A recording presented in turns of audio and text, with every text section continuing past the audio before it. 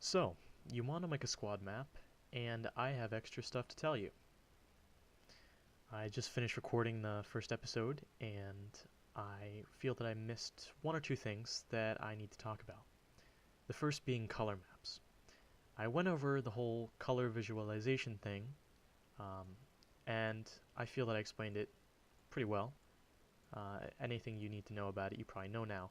However, what I didn't mention is that not in this specific technique, but in some techniques for creating maps in UE4, you would be using the color map in your actual map as part of the landscape material.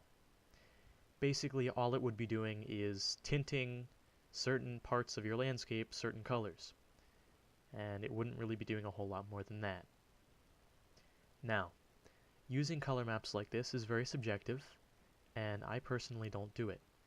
There's a couple great advantages to it, and there are some disadvantages. The advantages being that it can tend to look really nice.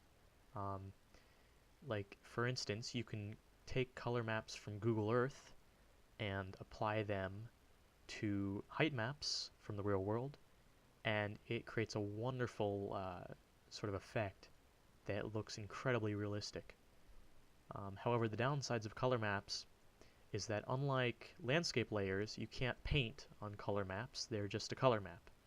You can, of course, take it into Photoshop if you want to and paint on it, or you can do some debauchery with exporting your layers and bringing it back into World Machine and doing all kinds of stuff, but I personally don't enjoy that. So I would much rather have a bunch of different layers that all have their own separate colors and all of the coloring is done in UE4 rather than rely on a, in my opinion, clunky, unresponsive color map to do my coloring for me. Subtle color maps, there's nothing wrong with, but in this case and in this technique, you won't be needing them because all of your coloring will be done by your own landscape materials and the splat maps that we created. That is it for this addendum, and see you in the next episode.